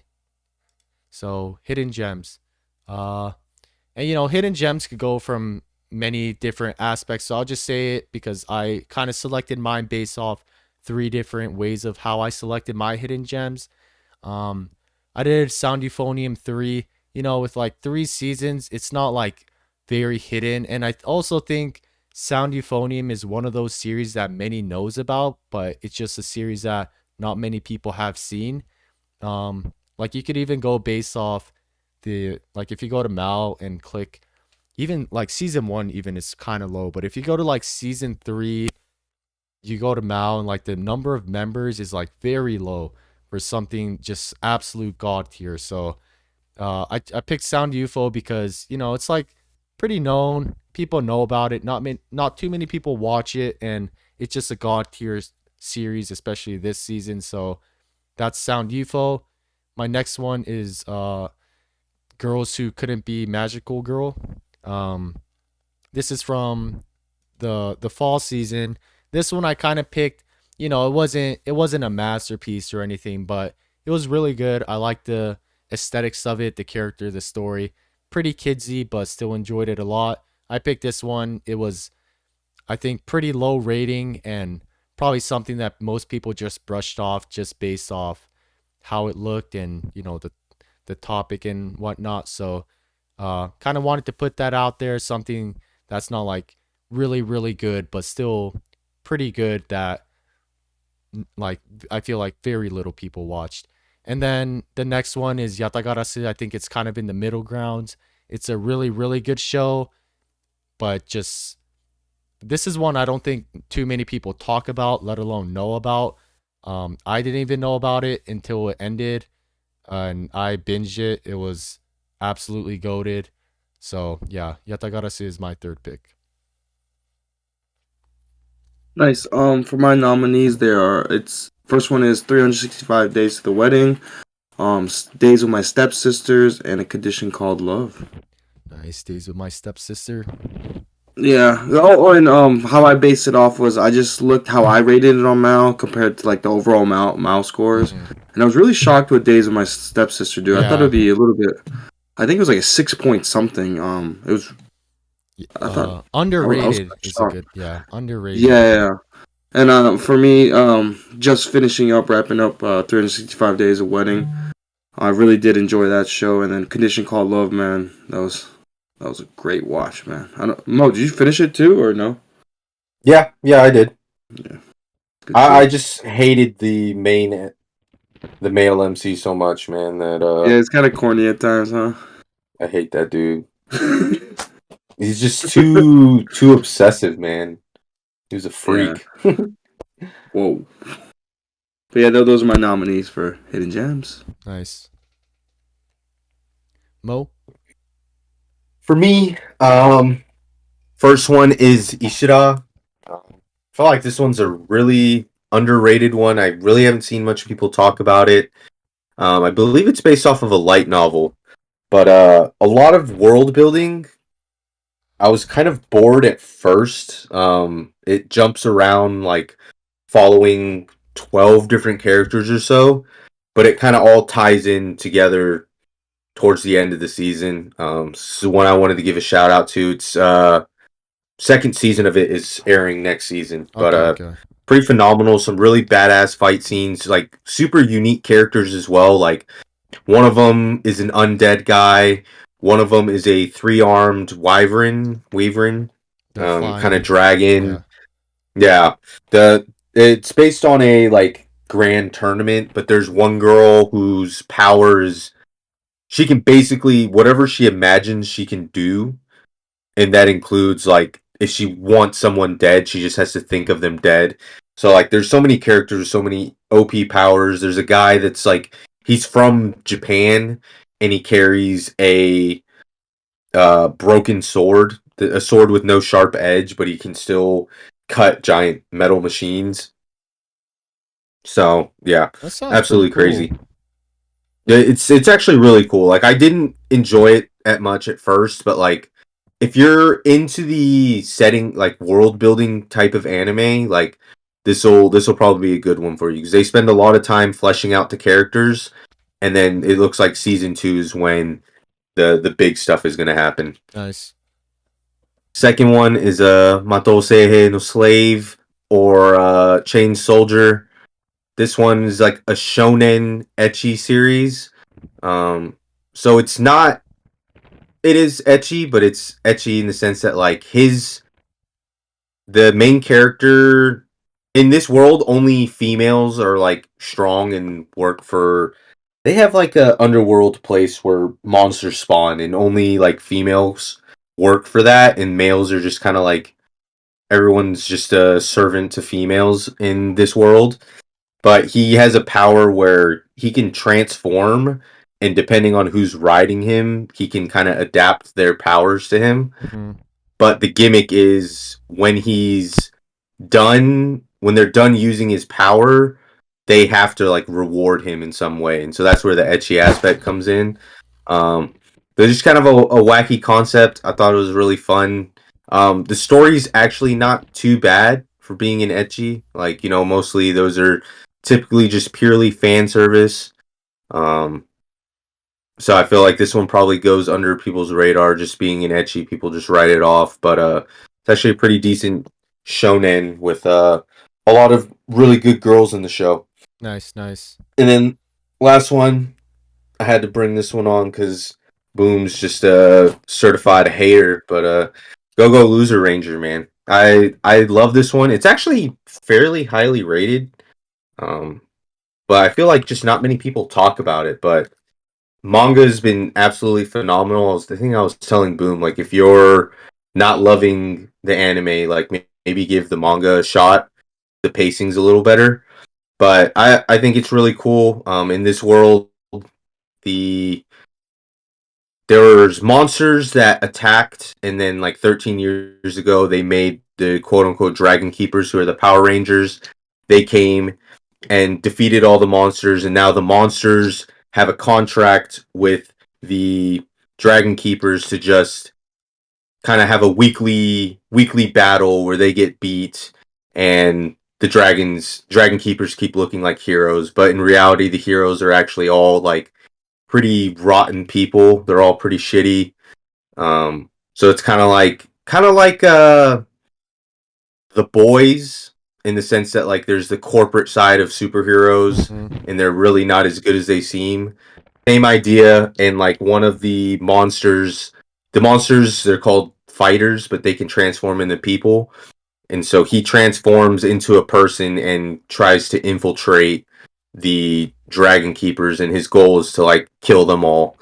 So manga's been an absolute banger. I think I'm on volume 10, and there's like 16 volumes. But I think this one's absolutely underrated. More people need to check this one out. This is gonna be the next big shonen, uh, Ooh, you heard it here coming up first. soon, man. Yeah, but I do Yeah. remember when this came out. Was it like maybe spring or something? I know this was on your list, and this Mhm. is one you enjoyed quite a bit. So, but Yeah. And season 2 coming soon. I nice, nice. think spring of next year, if I'm not mistaken. So. Yeah, I feel like Loser Ranger kind of falls into maybe similar categories, maybe Sound UFO, where still rated high, score wise, but just one of those shows where you want more people to watch. And then I think, Days of My Stepsister, Ishida, and the story of girls who couldn't become magicians are kind of more on the underrated side, where I guess people who watch it didn't like it, or maybe because some people just go ahead and rate it after watching like 3 episodes and drop it. So maybe they Hmm. just dropped it and left their score and kind of weighted it down. But we got a big mix of varieties of hidden gems. Boom! I'm happy you put in Days with My Stepsister in there, because yeah, that one maybe also the title kind of gives people the wrong idea. A recent example would be something to the likes of like Tuma Show, but yeah, Days of My Stepsister, really good pick. That was a really good show. Um, and then It was. It was. honorable mention Bartender for Funny. for Boom. I guess Yeah, Boom hit the ha ha ha ha. he did, dude. He did. I guess I'll go ahead and pick mine. Uh, I'll just go with Yatagarasu just because it was such a good show, and yeah, I feel like nobody talks about it for how good it is. If you're a fan of like Apothecary Diaries, it's not the same, but almost near settings in certain regards. I think Raven of the Inner Palace is another one from like 1 or 2 years ago, like similar setting that I think went under people's radar. But yeah, this show was really really good. definitely something I want both of you guys to check out, as well as our viewers who maybe haven't gotten the chance to check it out. Very underrated hidden gem for sure. Nice. For my pick, this is hard. I'm gonna go with Days with my stepsister. Nice. You just want to know what peak romance is? Go ahead and watch this show, man. Is a good one. Um, don't let the title scare you. It's nothing weird. It's a very So like yeah. kind of pure show. I don't know. I don't think season 2's announced. Hopefully we do get it, because this is one where once I watch it, I kind of want to read the light novel. But yeah, really You just good. don't hear that many people talking about it, so Hmm. you don't know. But yeah, good show. Nice. My pick's gonna be Go Go Loser Ranger. It was one of the. Actually, I think both this and Chain Soldier. I picked up the manga, but um, I picked up the manga and Go Go Loser Ranger, and it's freaking lit, man. Nice, nice. That one I may have to check out before the season 2 comes out, and at least give it a try. Yeah, and like I said, I've heard complaints from some people about the pacing of it. So the manga might be more your speed. You can read a little faster, Yeah, but some really good characters in it as well. It was a pretty big cast, so nice, nice. Probably check it out for sure then. But yeah, that is our picks and nominations for the category of hidden gems. Um, Getting into the juicy bits yeah, here soon. we are starting with Oh, we the are. first juicy Ooh, one. Uh, sheesh. we're getting into the big awards. Starting off with episode of the year. Ooh. Ooh. We got overlap between me and Boom. Mo, you want to take this one off? yeah. So first one, the first episode of ReZero, um, absolute banger. I believe it was like an hour and a half, but Mm-hmm. it started off on such a high energy, happy energy. They're going to a new town and kind of all the characters are coming back together, getting introduced again, and then the episode kind of ends with one of the main villains of the season appearing and causing Subaru to die again, and it's just not what you're That's like, expecting. well, that's when you're like, okay, yeah, this is ReZero.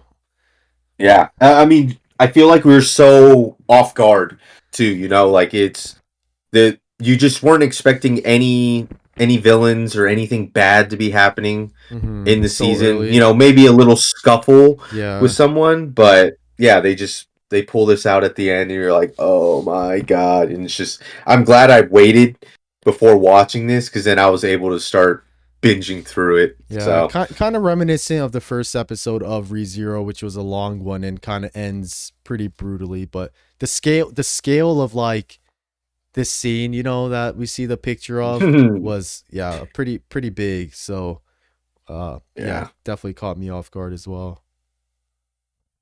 yeah. And then my second one, the peninsula opens. So this is Kanata.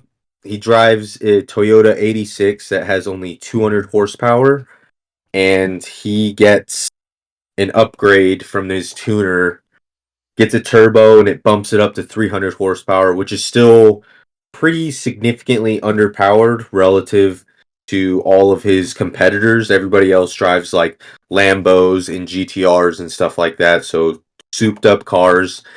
And he goes out for his qualifier and breaks a course record.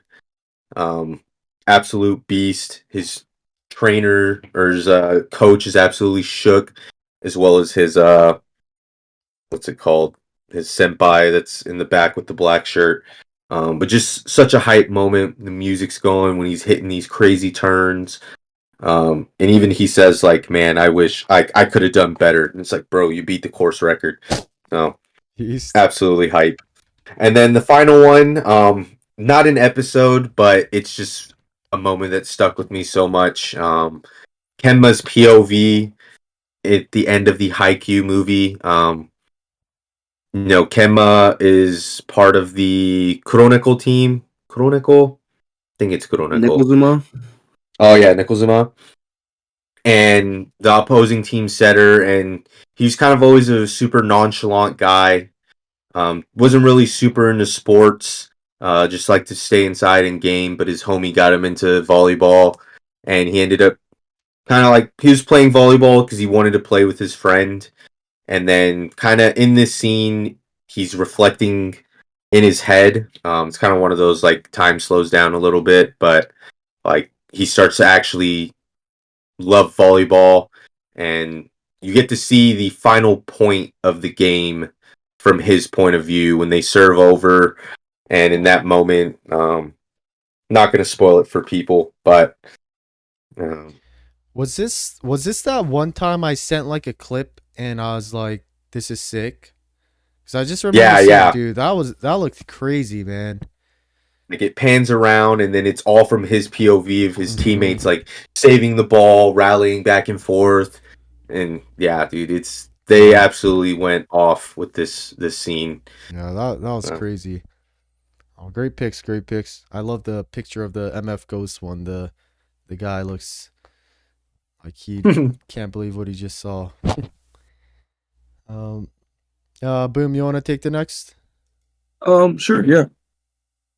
First one is I guess the episode title is "In the Food Chain" by Beastars. In this episode, trying not to spoil it too much, but Legoshi, I won't say why. Yeah, I won't say why, but he, you know, not werewolves, but wolves, right? What is Okami? Is that werewolf, right? Yeah, Big wolf. Wolf. Wolves have really sharp canines, right? And this scene where he purposely rips out his own teeth to prove his point, man. It was so Damn. OP, man. I for real got chills, but I don't want to talk too much into it. Don't want to spoil it. So the second one is Dream Oshinoko episode. This is where you get a little bit more to see how Aqua's feeling, right? Because sometimes he is kind of cold and doesn't really express his feeling. But then midway through the episode, he goes like his eyes turn black and he just goes dark mode, man. Yeah, That's he gets on visually demon time. pleasing. Yeah, but then he just kills his performance too.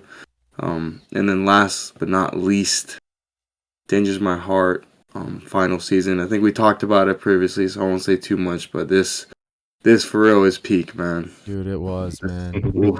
Yeah, just going The back lead to the up to the whole library. season, man. The Yeah, whole dude. season, man.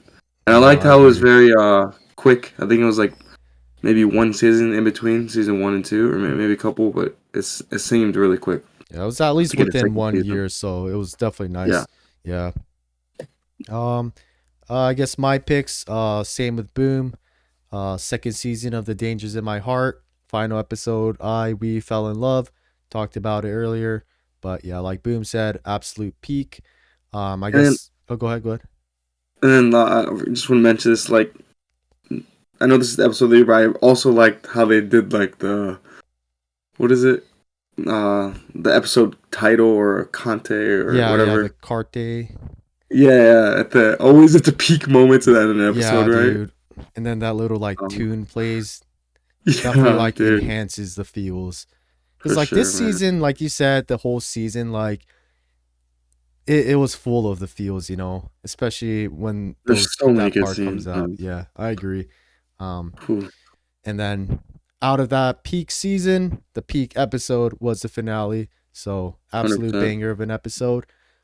Moving backwards from there, so from the middle one, the last soloist, Sound UFO season 3, kind of talked about it with that scene. A lot of it involves Kumiko and Reina, which we see right there. Picture we see there is kind of like a homage throwback from season 1 when they go to Daikichiyama. Roles reversed. Again, the kind of comparisons and the similarities we see from past seasons to season 3, and just seeing the growth of Kumiko within the whole 3 season, just see everything build up, not just from this season but from the very first episode, just build up and build up to especially this episode, lead up to it, the amount of feels in this, from Kumiko being the best leader ever to competing against Mayu for the solo spot, and then we get the episode after. But yeah, episode 12, Last Soloist for Sound UFO 2, probably one of the best episodes I've ever seen. At least like maybe top 10, but more realistically like top 3 or something, unless the next one might be higher. We'll see. But this one's Yatagarasu. Um, this one, this one's, I mean, not kind of cheating because this one kind of takes place between episode 12 and 13. It's kind of like second half of 12 and then first half of 13. But this is one I definitely don't want to spoil, so I really won't say much. But because this is one I definitely want you guys to watch. But the change of pace, like the whole shift that happens, and like the color, like you kind of like when it's one of those where you're watching and you're like, wait, like what's going on? And then like how the episode's directed, like they try to give you visual clues about where things are turning, and you're like, oh my god, like no way. And then that kind of leaves as a cliffhanger for the next episode, which is the one I chose. Ravens shouldn't wear kimono, episode 13 of this season, kind of goes a bit deeper into it. That's all I'll say. Go ahead and watch if you're curious about what's so great about this episode, because yeah, those two episodes combined was a absolute madness.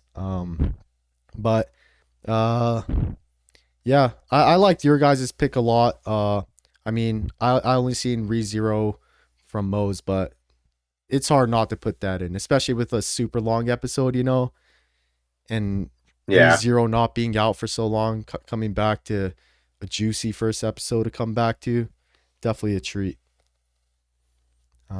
But I will have to give mine to Sound UFO. Yatagarase was not in the top 10. But For me, this is hard, man. I'll go Dangers in My Heart. I'll go Dangers in My Heart, man. Yeah. Peak season, ending off with a peak episode. It was so good, man. And then Mo? Nice. I'm gonna have to go with ReZero. Okay. It's like, Just if you said Haikyuu, too good. If you said Haikyuu, I'd have to say you can nominate, but no Can't voting. win. No voting. Yeah, ReZero, man. Fuck. I can't wait to second half of it, man. Because I bet there's going to be even crazier stuff. So. Was it only 12 or 10 episodes? I think 10, maybe 8 or something like that. Oh, damn. Yeah, it was only 8. Yeah. But I mean, technically, being an hour and 30, like, yeah, it's like 3. The first episode's 3 or 4 episodes. Mhm. So, like, it technically comes out to 12, but. Like do you know how much is it? Or 11. Is it 12 more or is it 8 more? Do you guys know? It's probably going to be 8. I think it shows as 16. Well, hopefully we get another long one. And hopefully next year it's good enough to be on the nominee for episode of the year. We'll see. But, back to back. I guess one of our biggest awards for today, episode of the year, Sound UFO, Dangers in My Heart, and ReZero. Excellent pick from you boys yet again. Yes, sir. And then we'll be moving on to the next, which will be seasonal rankings. So how we're going to do this one is I'll just go ahead and show it. We're just going to be ranking the seasons based off how we felt of it, Yeah. And I think obviously it's not limited to all the images that you see here. If you really like the show that you don't see in here, obviously it still counts as this taking place at that season. So I mean, initial thoughts. For me, I wrote down all the shows I thought are fire and I counted, but it was super close. But just looking at winter, man, it's too many bangers not to say winter for me at least. Cause you got Free Run, Winter has, yes, like Apothecary, and Dangers in Dangers in My My Heart. Heart. Yeah, dude. Winter, Hmm, winter's a hard one not to pick. Uh, It's really, yeah. I okay. Let's start. interesting. What are we thinking? Week. For For like first me, I glance. had. Oh, go ahead. Go ahead. Oh, you can go if you want to. I was just gonna say like fall for me because I mean Yeah, I'm kind of a big sequel person and like sequels definitely like ReZero Danmachi, fall video. Uh, check it out if you haven't already. But you know, even it's not like I hated the new ones. You know, I love Blue Box. Don was awesome. But in terms of like numbers, you know, there wasn't any shows I hated that I watched. You know, because I probably wouldn't have watched it. But just there wasn't too many shows where I was very, very excited to watch on a weekly basis. I feel like not to say stuff like you know Chi or you know Blue Box was Don. bad, Don, yeah. But personally, I felt like Fall might have been the weakest for me. Yeah, it was Dang. either fall or summer for me. Hmm. Mo, For me, it was fall or I had winter because I what? ranked them 1 through 4, and I had winter at my weakest. Okay, so Really? you're locking I winner I in. for, Oh, I you kind of don't have to forgot lock it. about uh Dangers in My Heart being in there, but yeah, I had winter at weakest. And yeah, Yeah, feel But it free, was like feel fall free and to winter edit. were very close for Yeah, yeah, me. because I didn't see your guys's, so feel free to edit as we, you know, kind of discuss. But I mean, like, dude, Winter has obviously like the top row, and you know, Undead two of those are Yeah, Unluck, the ones you like too. Mashle, yeah. Dungeon I don't know. Meshi. I think it's like everything else though, like all the new stuff. Hmm. Because everything in there that is in the top row was carrying over from the previous season. Yeah, that In that is terms of the that new is kind of one stuff, I kind of considered. Yeah, yeah, like the Dangers in My Heart and the Hokkaido Gals were the only two that I really enjoyed from that season. that is fair. I think it's fair to kind of weigh So the top row a little bit less, just because kind of carried over, you know. But yeah, still, I don't know. I'm gonna have to lock in fall for my fourth place. Uh, I'm locking summer for mines, man. Summer. I feel like I only really like the Oshinoko. my boy But didn't watch anything good that season. That's why. I, I like Days of My Sisters. Dungeon People. Sorry, Dungeon People is good, but yeah, I'm gonna go with summer. Lock it in for fourth. Fair enough. Fair enough. Mo, what are you locking in? That's for the worst, right? Yeah, this is for last place, so Okay. no medals or bars. I think most of winter, right? I'm gonna stick with my pick and Damn. lock in winner. Fair enough. Fair enough. Like ReZero, man, I can't put ReZero 4. I mean, but like in And the this, Ghost. like you know, like spring Mushuktense or like winter has dangers in my heart, you know. Uh, and like also I slightly rated like Wade ReZero a little lower just because I thought it was an amazing start, but nothing really big happened yet. So like I know the next half's gonna be crazy or good, but I mean I respect Yeah, your decision. that's I fair. feel that. Um. I mean, I guess I'll be the first for bronze maybe. Bronze, it's kind of hard. I will have to give it to Summer. Uh, I'll at least temporarily put my bronze one here. Like Where'd you get that at? What it For was real, it was under. the? pulled it out of his ass, man. uh For real? like Summer, you know, there's a lot of stuff I liked. Obviously top row I liked a lot. Ushinoko, Makihiroin, Monogatari was amazing. Audio was super good. Shoshimin, Sister, V2, all that was good. But I feel like the best weren't as better as like this one. Talked about it in the summer video. Monogatari is my favorite for this one. There's stuff from other seasons that I liked a little bit more than Monogatari, but also I feel like the shows that I watched for the summer season that I considered weak weren't weak at all. I mean, there was no weak ones. Like, I think for the top five, I had a very hard time doing top five because, like, I loved Aria and Makihiroin as well, but couldn't put it in there just because I loved other stuff more. I feel like it was very consistent and strong, but I just tended to like spring and winter better. Um, For, uh, yes, go I ahead. can go.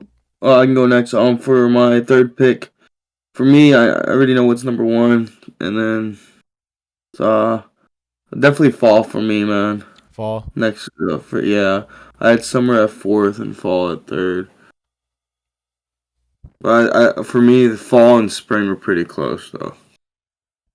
For It second and just came, third. yeah, it just came down to. Gotcha, I really gotcha. did like Laid Back Camp. Man. I think Yeah. that was the show that pushed it over.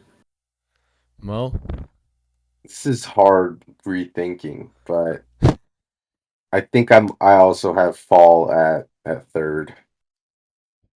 fair enough. Welcome to the There's a team, brother. yeah. Two bronze at fall, one for summer so far. Um, Next silvers. Which I guess goes along to say which is gonna be gold. Um, Boom. You want to start? Because we kind of Yeah, know what you're for picking. me, yeah, nice and easy. I said it a second ago. Spring for sure. Okay.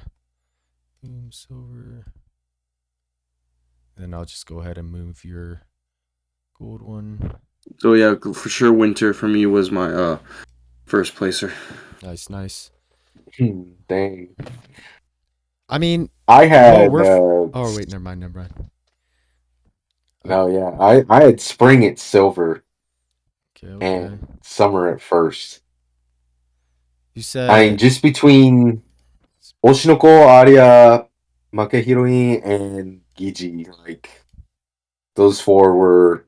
oops. I think I gave them all nines, You nines, said summer tens. gold, right? Yeah, Oh summer dang. was my gold. I mean, yeah, like summer was pretty stacked. Like, just like Mucking and Adia as like the new waifu series that were absolute bangers. So it is Yeah, kind of hard to argue against that. Um, I mean, for me, like I I think. Oh, go ahead, go ahead. Oh, for me, I was just gonna say I kind of want to watch Gigi Harem because how much Mo talks about it too. Nah, maybe that would have the swayed my vote. the Yeah. only thing that brings it down is its animation. Oh, really? I watched the first episode, I think, but Which I that Like mean was it. isn't a it's big not deal. bad. Yeah. I guess visually, it's just very bland visually. Hmm.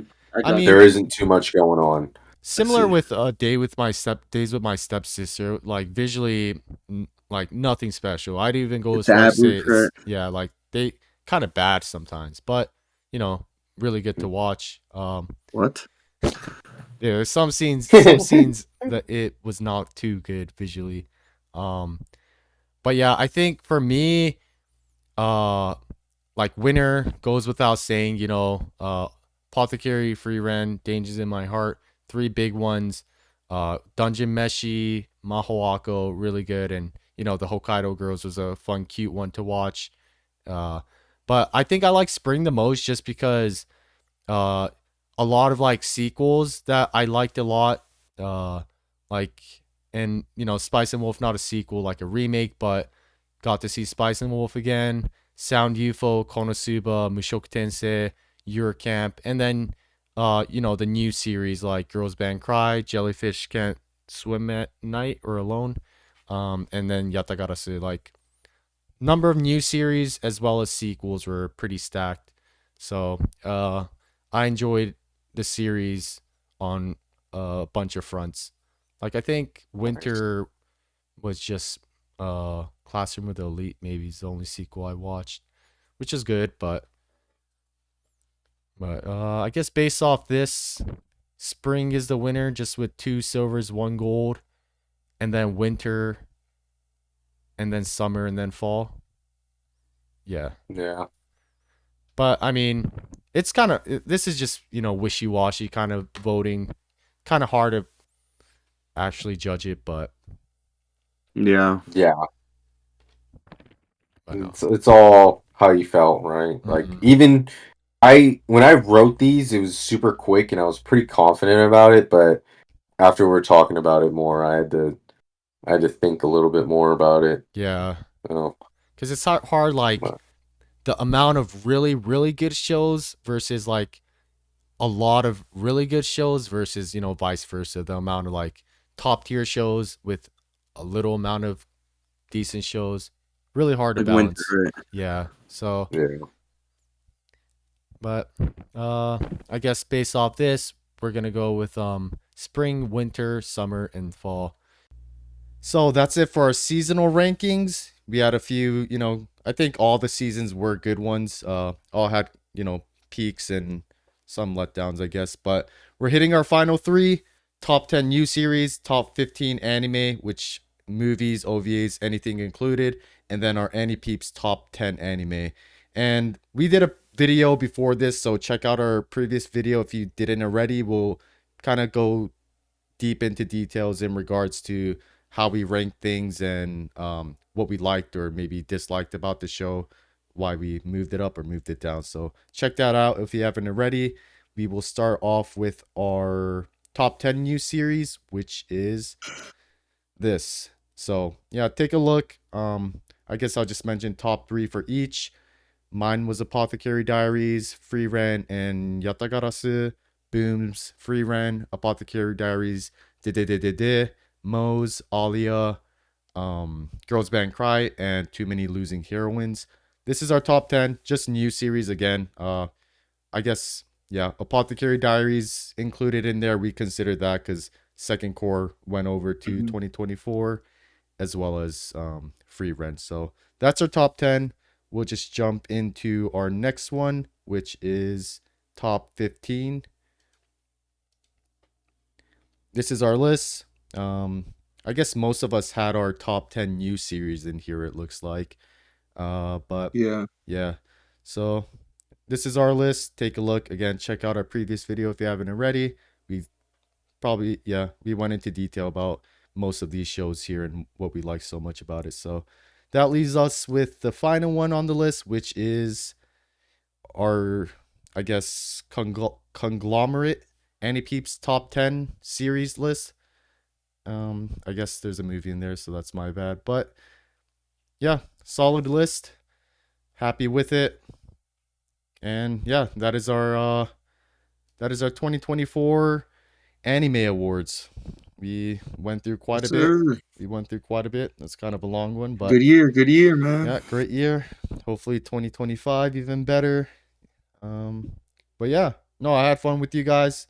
It was nice to see kind of how you guys rated things and considered some of your favorite stuff of the year. So Yeah, I liked how we didn't dupe that much in any of the awards. I think only yeah, one, right? I We had think the same, no the same winners, I think. I think But I don't think any tearjerkers. of the winners were the same, Yeah, but yeah, winners. I don't think was the same nominations.